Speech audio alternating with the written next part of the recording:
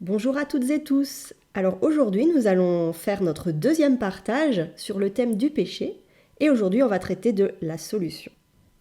La dernière fois, dans notre premier partage vidéo, nous avons parlé du péché dans tous les détails et aujourd'hui, on a envie de se pencher sur la solution. C'est pour ça, David, que je te pose cette question.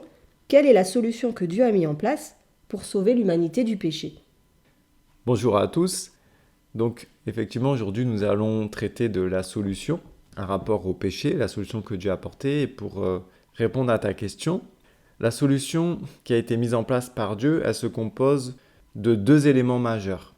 Bien évidemment, un des éléments qui est Jésus-Christ notre Sauveur, et le deuxième élément qui est le sanctuaire. Donc je tiens vraiment à ce que nous retenions ces deux éléments parce que ça fait partie des piliers de toute la Bible. Donc je ne dis pas qu'il n'y a que ces deux éléments, mais en tout cas, ils sont importants pour la compréhension de la parole de Dieu. Donc pour vous donner une idée de pourquoi ces deux éléments sont importants pour notre salut, on peut imaginer que le sanctuaire est la machine qui détruit nos péchés, donc d'où l'importance. Mais comme toute machine, il faut bien qu'il y ait un pilote, et ce pilote n'est autre que Jésus-Christ. Il est le seul à pouvoir piloter cette machine à détruire nos péchés. C'est pourquoi je vous dis que ces deux éléments sont d'une importance capitale.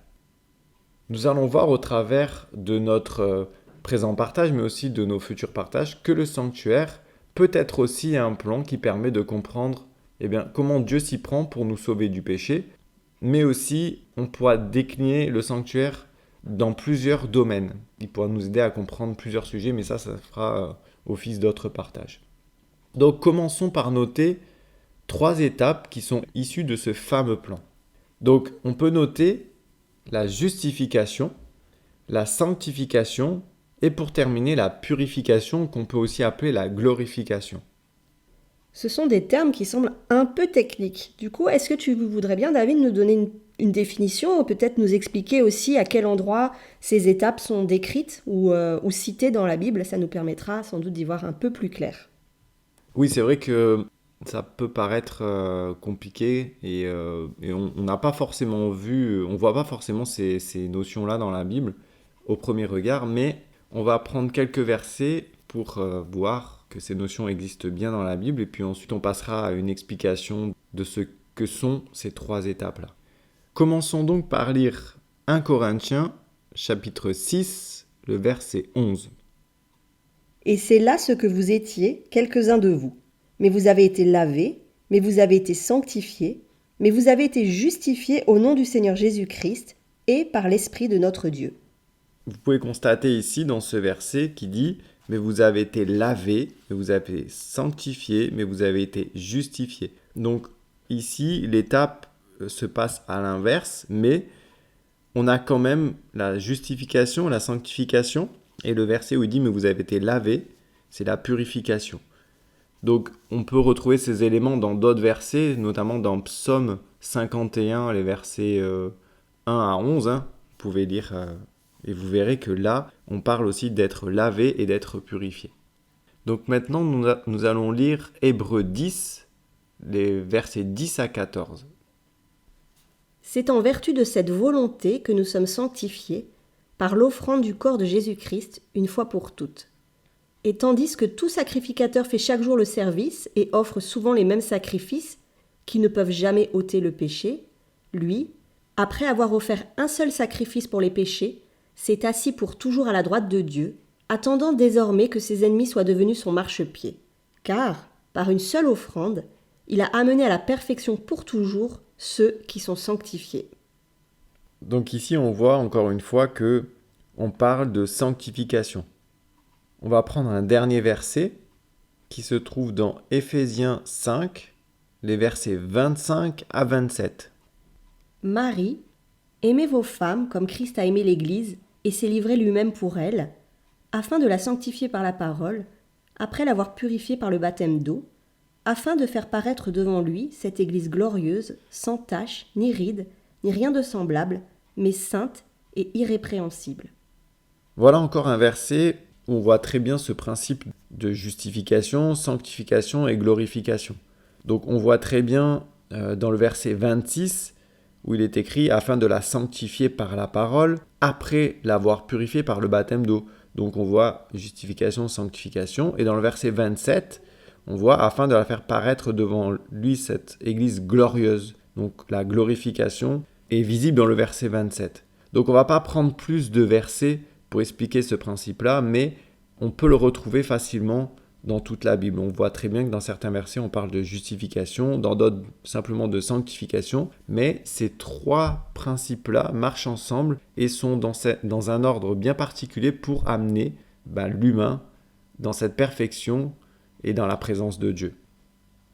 Tu viens d'identifier les 3 étapes qui permettent à Dieu de sauver l'humanité du péché et de nous montrer aussi à quel endroit, alors c'était pas une liste exhaustive, mais à quelques endroits où ces étapes sont citées clairement dans la Bible. La question que je me pose maintenant, c'est par rapport à ce que tu nous as dit au début, à savoir qu'il y avait 2 éléments très importants, à la fois Jésus-Christ et le sanctuaire. Alors, est-ce que maintenant tu pourrais nous expliquer quel est le lien de chacune de ces 3 étapes avec le sanctuaire ? Alors oui, il y a effectivement un lien avec le sanctuaire.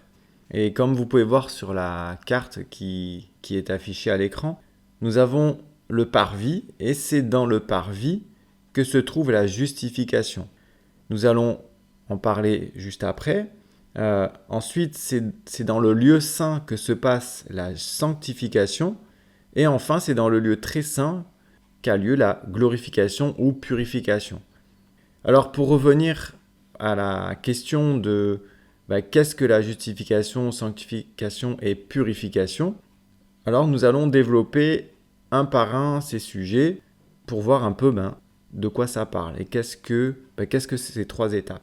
Tout d'abord, parlons de la justification. Et pour ce faire, prenons Genèse 3. Alors dans Genèse 3, on va prendre les versets 6 à 11 et ensuite on prendra les versets 20 à 21. Versets 6 à 11. La femme vit que l'arbre était bon à manger et agréable à la vue, et qu'il était précieux pour ouvrir l'intelligence. Elle prit de son fruit et en mangea. Elle en donna aussi à son mari, qui était auprès d'elle, et il en mangea.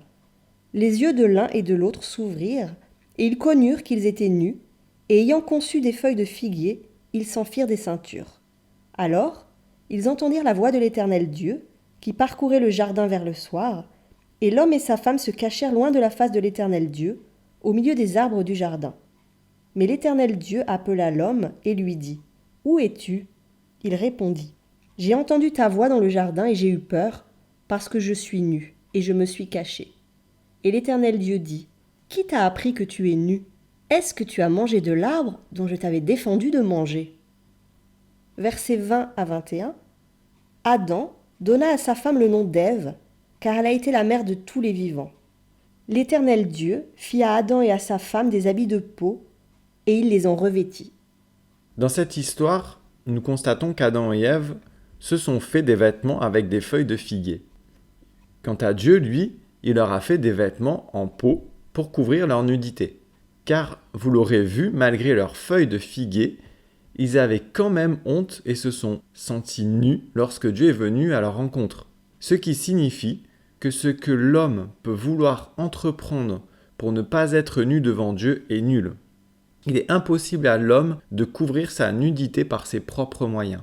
Face à la sainteté de Dieu et à sa loi parfaite, l'humanité est nue et condamnée. Mais Dieu a pris en charge de couvrir lui-même l'homme et la femme en leur faisant des habits de peau. Et pour faire des habits de peau, un innocent a dû payer pour couvrir leur nudité. Voilà en quelque sorte ce qu'est la justification par la foi. C'est le principe de dire que notre justice, nos œuvres, etc., ne pourront jamais nous rendre justes devant Dieu et devant sa loi. Alors, je parle de loi parce que je parle aussi de justice. Quand il y a la justice, il y a aussi forcément des lois. Lorsque nous disons qu'Adam et Ève étaient nus, cela signifie d'un point de vue spirituel qu'ils étaient sans solution face à la transgression qu'ils avaient commise et à la condamnation éternelle qui pesait sur eux. Il a donc fallu que Dieu, par Jésus, nous couvre de sa justice pour nous rendre justes face à la loi de Dieu. C'est pourquoi nous disons qu'en Jésus, nous sommes justifiés. Et c'est pourquoi nous disons aussi que, grâce au baptême, nous sommes lavés et nous recevons des habits blancs de fête, car en Jésus, nous ne sommes plus nus. Alors vous verrez que ces histoires d'habits ont aussi une place importante dans la Bible. Gardons ça en tête. Pour voir un peu ce principe de justification qui est présent dans la Bible, comme je vous le disais tout à l'heure, on va prendre un nouveau verset où nous allons voir Jésus qui nous justifie. Lisons Romains 3, le verset 23 à 24. Car tous ont péché et sont privés de la gloire de Dieu, et ils sont gratuitement justifiés par sa grâce, par le moyen de la rédemption qui est en Jésus-Christ.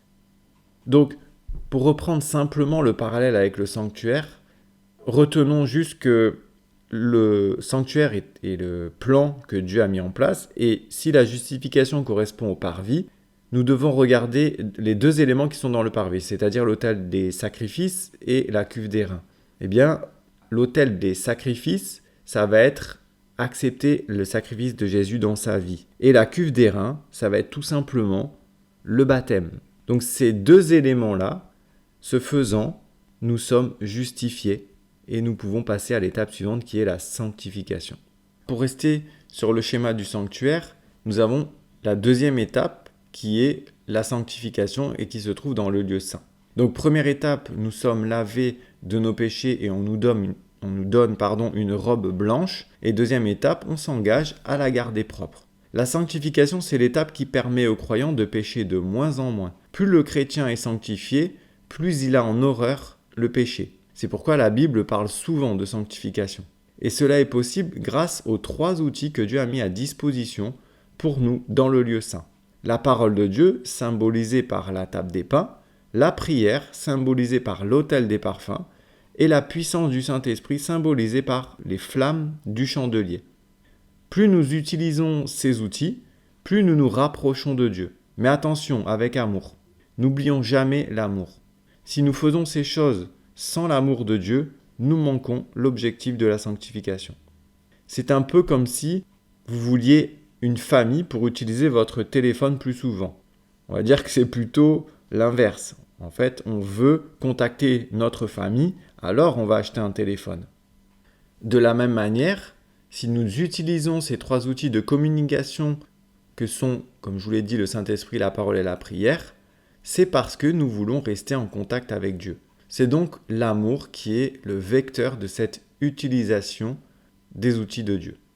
Sinon, encore une fois, nous risquerions de tomber dans le salut par les œuvres, à savoir, voilà, moi, je fais ça comme ça, je lis un texte, je fais ma prière chaque jour, et puis je serai sauvé. Non, ça ne marche pas comme ça. Donc, il faut vraiment faire ça avec amour de Dieu, il faut faire ça parce qu'on a envie de communiquer avec Dieu. Je pense que c'est un sujet un peu délicat parce qu'on a tous des manières de procéder différentes dans nos relations les uns avec les autres et dans notre relation à Dieu aussi.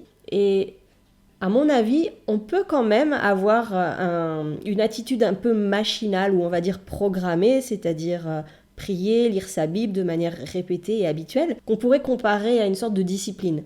Mais cette discipline n'est pas forcément assimilable à du salut par les œuvres. Ça peut être aussi tout à fait par amour que l'on pratique cette discipline pour être sûr de vraiment pouvoir accorder ce temps à Dieu. Non pas parce qu'on croit que c'est ça qui va nous sauver, mais parce qu'on sait que c'est important, que c'est bon et surtout qu'on a envie de le faire.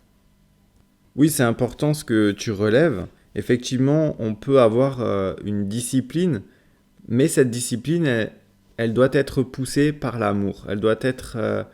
En gros, on sait que l'amour de Dieu est là et qu'on veut arriver dans cet amour de Dieu. Et la discipline peut être une bonne chose si elle nous amène à cet amour. Ce que je veux dire, c'est qu'il y a des personnes qui ont une discipline qui sont assez stériles et c'est très machinal. Et si on tombe dans ce genre de discipline-là, je pense que ce n'est pas une bonne chose. Voilà. Je crois vraiment que la discipline doit nous amener à l'amour de Dieu. Et elle doit être poussée par l'amour. C'est en ce sens-là que je voulais dire qu'il ne faut pas tomber dans le salut par les œuvres. Donc nous avons, si nous reprenons le sujet pour terminer avec ces 3 étapes, nous avons la justification. Donc de nu, nous passons à vêtu. Sanctification, on s'engage à laisser Dieu nous nettoyer de nos péchés et de nos mauvaises habitudes afin que notre nouveau vêtement reste blanc. Et Quant à la dernière étape, la purification ou glorification, alors je vous avoue que j'ignore quand elle se produit dans notre propre vie, mais ce que je sais, c'est que c'est l'étape où les lois de Dieu sont écrites dans notre cœur et où la puissance du Saint-Esprit nous permet de ne plus pécher. Alors à ce propos, nous allons prendre un verset qui se trouve dans Hébreux 10, les versets 15 à 17. C'est ce que le Saint-Esprit nous atteste aussi, car, après avoir dit « Voici l'alliance que je ferai avec eux après ces jours-là, dit le Seigneur. Je mettrai mes lois dans leur cœur et je les écrirai dans leur esprit. » Il ajoute « Je ne me souviendrai plus de leurs péchés ni de leurs iniquités. » Donc voilà, on voit bien que dans ce verset, que non seulement les lois de Dieu sont écrites dans notre cœur, mais qu'en plus, nos péchés sont complètement effacés. Donc ici, nous sommes en présence d'un acte qui montre que l'homme est complètement débarrassé du péché. Donc cette étape se trouve dans le lieu très saint. Donc je ne vais pas développer plus car ce sera le sujet d'un autre partage.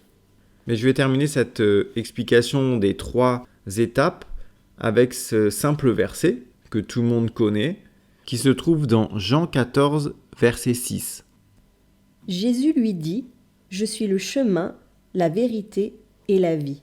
Nul ne vient au Père que par moi. » Voici un verset qui montre clairement le chemin, la vérité et la vie, et qui est vraiment en parallèle avec le sanctuaire. Donc, je suis le chemin, c'est le parvis, la vérité, c'est dans le lieu saint, et la vie, c'est quand on arrive dans le lieu très saint, là où le péché est complètement effacé et où les lois sont écrites dans nos cœurs. Alors maintenant, on comprend effectivement un peu mieux ces 3 étapes, justification, sanctification et glorification, ou purification. Mais qu'est-ce qui nous permet de réaliser ce processus ? Pour réaliser ce processus et le rendre actif dans notre vie, nous devons reconnaître notre péché et le confesser à Dieu. Et je parle ici uniquement des péchés involontaires qui sont montés dans notre conscience.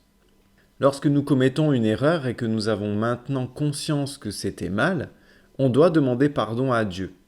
Donc à ce propos, on peut lire 1 Jean 1,9. Si nous confessons nos péchés, il est fidèle et juste pour nous les pardonner et pour nous purifier de toute iniquité. Dans ce verset, on voit bien que Dieu est fidèle pour pardonner les péchés. C'est donc la première phase pour entrer dans ce processus. Ensuite, par ce procédé, grâce au sang de Jésus, notre péché confessé est extrait de nous pour être mis sur Jésus. Donc quand je dis sur Jésus, c'est comme quand il sacrifiait les agneaux autrefois, on imposait les mains sur la tête et le péché était mis sur l'agneau. Donc de la même manière, quand on confesse un péché, ce péché-là est mis sur Jésus, puisque c'est lui qui porte nos péchés. Et grâce toujours à Jésus, en tant que grand prêtre sacrificateur, notre péché est porté dans le sanctuaire pour être détruit plus tard. De ce fait, notre péché confessé n'est plus sur nous, mais il est transféré ailleurs et nous sommes pardonnés. Le péché est donc entré dans le sanctuaire et le péché est donc couvert.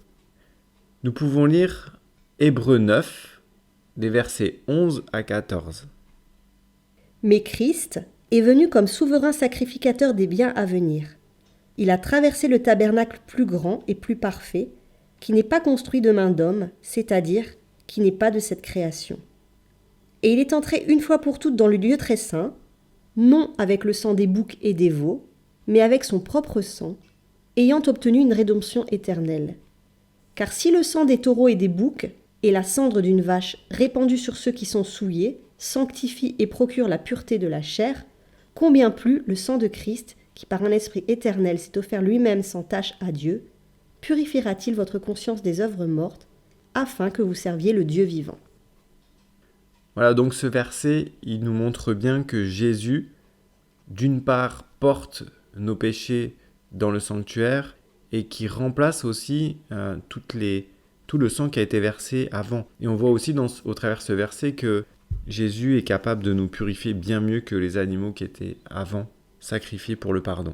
Et ce qui est intéressant, c'est que, comme je vous l'ai dit, c'est qu'aujourd'hui, il n'y a plus ces animaux sacrifiés, mais c'est que nous devons quand même confesser nos péchés parce que le travail, finalement, même s'il est plus excellent, il reste le même. Avant, on mettait sur la tête des animaux, et aujourd'hui, c'est Jésus qui récupère nos péchés. Donc, qu'est-ce qui nous permet de réaliser ce processus ? C'est parce que nous reconnaissons un péché dans notre vie et que nous demandons sincèrement pardon à Dieu, afin que Jésus puisse le prendre, le couvrir dans le sanctuaire, puis, dans un second temps, le détruire.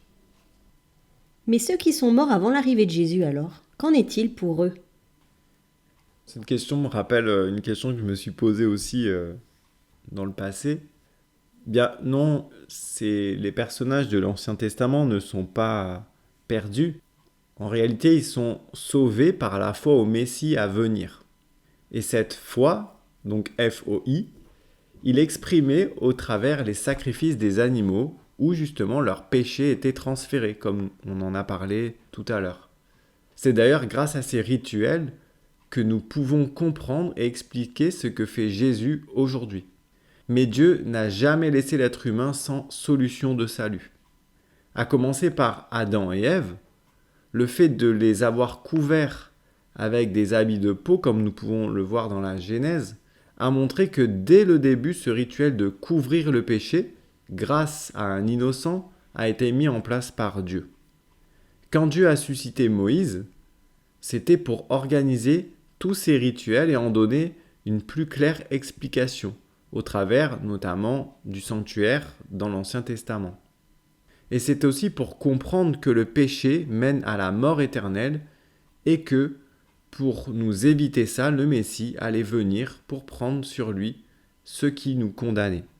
Donc, autrefois, ils étaient sauvés, comme je vous l'ai dit, par la foi au Messie à venir. Et au travers tous les rituels qu'ils faisaient dans l'Ancien Testament. Alors du coup, quel est le lien, ou plutôt, quels sont les parallèles entre Jésus et le sanctuaire de l'Ancien Testament ?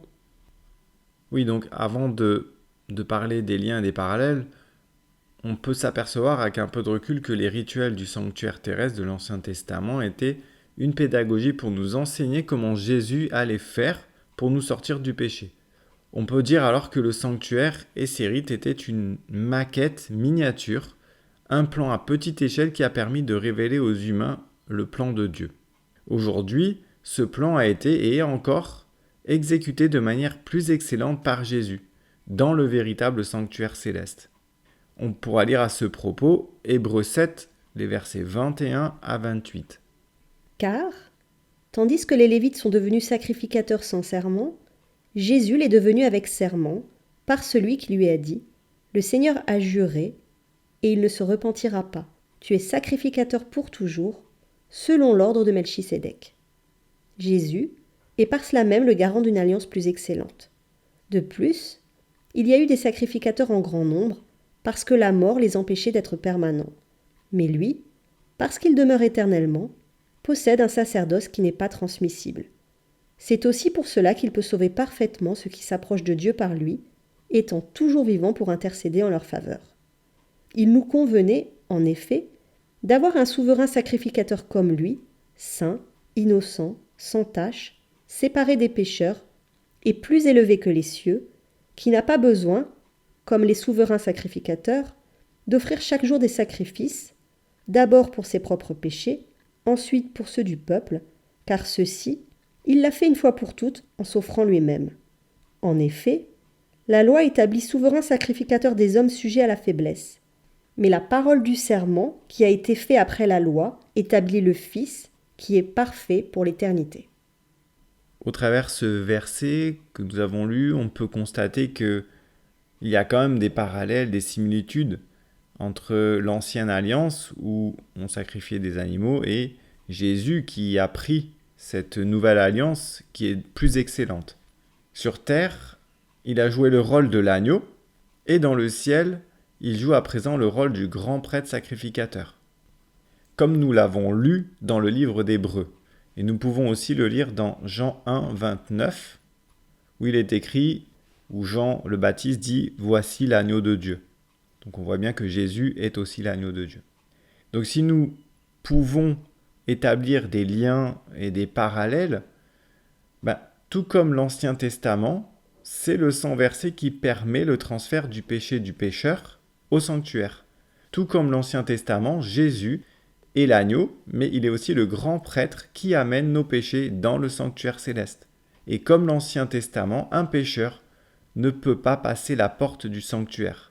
De la même manière, aucun humain ne peut monter au ciel dans le sanctuaire céleste pour poser ses péchés dans les lieux saints. Seul Jésus le peut. C'est pourquoi, dans cette nouvelle alliance, nous avons besoin de Jésus comme grand prêtre, sacrificateur et intercesseur, parce que lui, étant dans le ciel, il peut intercéder pour nous, là où nous, évidemment, nous ne pouvons pas monter. Donc voilà un peu les parallèles et les liens qu'il y a entre, en tout cas, le service de l'Ancien Testament et le service que Jésus fait aujourd'hui dans le ciel. Du coup, quelle est la différence entre le sanctuaire physique de l'Ancien Testament et le sanctuaire céleste, hormis évidemment le fait que le sanctuaire céleste n'est pas accessible aux êtres humains, seulement à Jésus, et que dans le sanctuaire céleste, c'est le sang de Jésus qui est apporté et non pas celui des animaux qui sont amenés sur la terre par les hommes pécheurs. Il y a effectivement d'autres différences, et on va pouvoir en noter quelques-unes. Alors, ce sont des différences qui ne sont pas exhaustives, il peut y en avoir d'autres, mais moi je vous partage celle-là. Donc pour rejoindre ce que tu étais en train de dire, rapport au sang de Jésus qui est apporté dans le sanctuaire céleste, il y a cette différence de sacrifice des animaux qui a été abolie, ainsi que toutes les lois qui sont liées au sanctuaire terrestre. Donc ça, nous pouvons le lire dans Hébreux 9, les versets 9 à 14. C'est une figure pour le temps actuel, où l'on présente des offrandes et des sacrifices qui ne peuvent rendre parfait sous le rapport de la conscience celui qui rend ce culte, et qui, avec les aliments, les boissons et les diverses ablutions, étaient des ordonnances charnelles imposées seulement jusqu'à une époque de réformation. Mais Christ est venu comme souverain sacrificateur des biens à venir. Il a traversé le tabernacle plus grand et plus parfait, qui n'est pas construit de main d'homme, c'est-à-dire qui n'est pas de cette création. Et il est entré une fois pour toutes dans le lieu très saint, non avec le sang des boucs et des veaux, mais avec son propre sang, ayant obtenu une rédemption éternelle. Car si le sang des taureaux et des boucs et la cendre d'une vache, répandue sur ceux qui sont souillés, sanctifie et procure la pureté de la chair, combien plus le sang de Christ qui, par un esprit éternel, s'est offert lui-même sans tache à Dieu, purifiera-t-il votre conscience des œuvres mortes, afin que vous serviez le Dieu vivant. Dans ce verset, ce qui est intéressant, c'est qu'on voit très bien que Jésus a pris sur lui la nouvelle alliance et que celle-ci nous purifie de manière plus excellente. Donc ainsi aujourd'hui, comme l'ancienne alliance a été abolie et qu'on n'apporte plus des animaux, en fait, on demande pardon à Dieu par la prière. Alors qu'avant, un animal était amené au prêtre pour être sacrifié.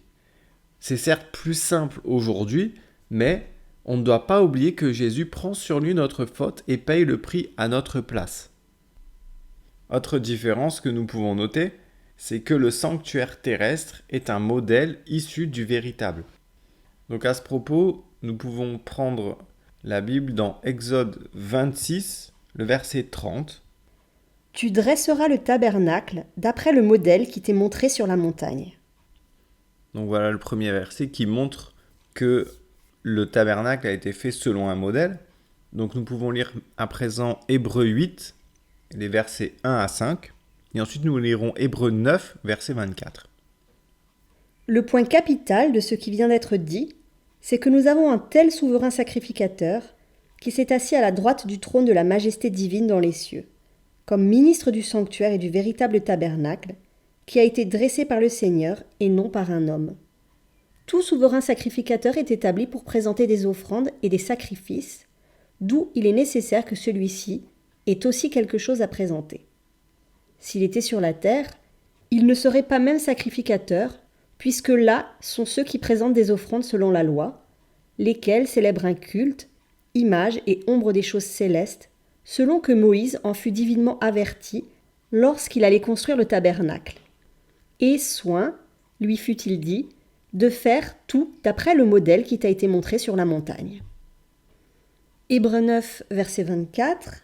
Car Christ n'est pas entré dans un sanctuaire fait de main d'homme, en imitation du véritable, mais il est entré dans le ciel même, afin de comparaître maintenant pour nous devant la face de Dieu. Intéressant de voir qu'au travers ces 3 versets, on voit bien que le sanctuaire terrestre a été fait selon un modèle et que le sanctuaire céleste est visiblement ce modèle par excellence.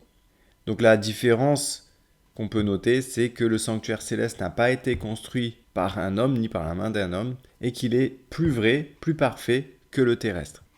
Une autre différence qu'on pourrait noter, c'est que selon la loi du Lévitique, Jésus ne pouvait pas officier dans le sanctuaire terrestre, puisqu'il sort de la tribu de Juda et que pour officier, il faut être de la tribu des Lévites.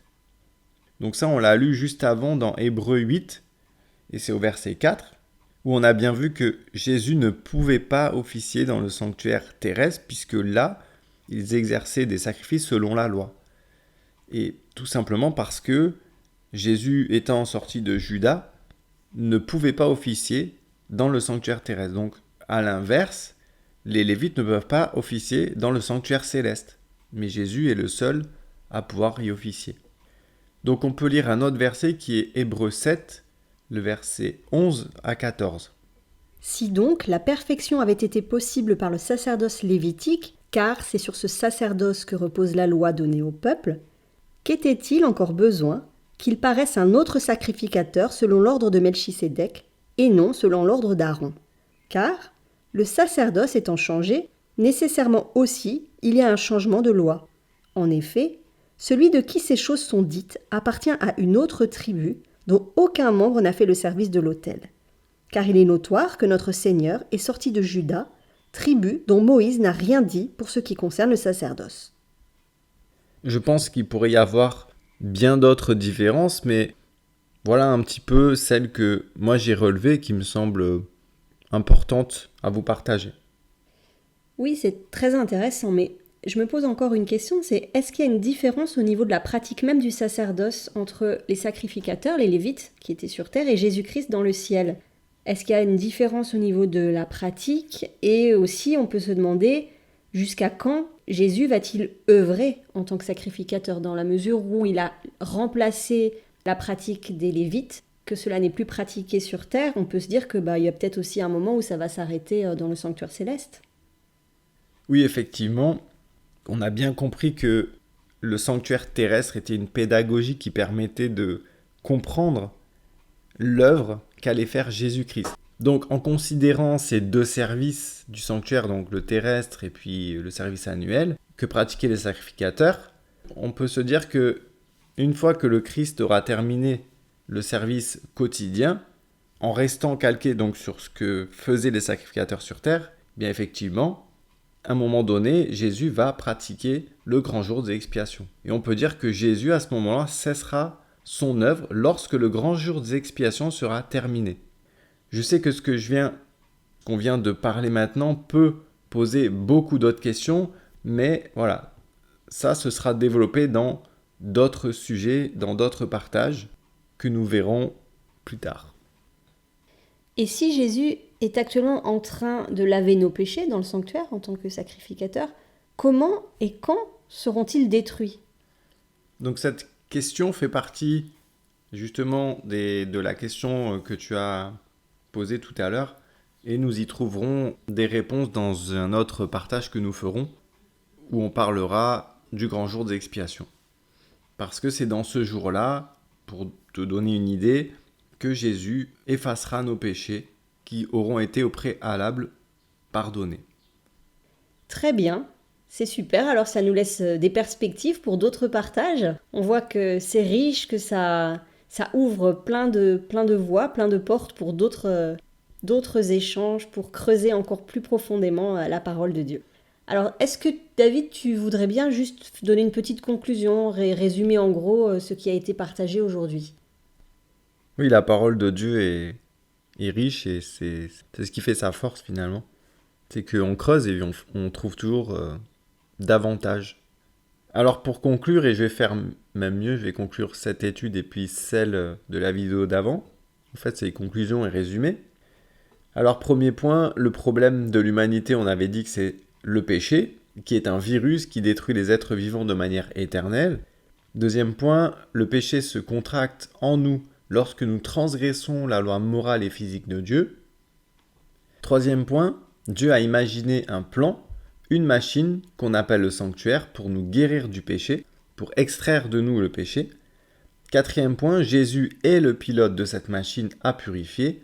Il est à la fois l'agneau qui, grâce à son sang, fait fonctionner le sanctuaire, donc le sang faisant office de savon, mais il est aussi le grand prêtre qui porte nos péchés dans le sanctuaire céleste dans le but de les détruire. Et cinquième point, pour finir, n'oublions pas qu'une fois pardonné, Jésus nous exhorte par cette phrase de Jean 8, 11 de ne plus pécher. Comme il dit, va et ne pêche plus. Je vous laisse donc méditer sur toutes ces choses. Je vous laisse à la fin de cette vidéo le schéma qui vous montre le cheminement, le plan du sanctuaire avec les divers versets qui montrent les étapes du parvis au lieu très saint. Et puis je vous invite à les noter, à les regarder, à les consulter et à méditer dessus. En attendant la prochaine vidéo, je vous dis à très bientôt et que Dieu soit avec chacun. À bientôt! À bientôt!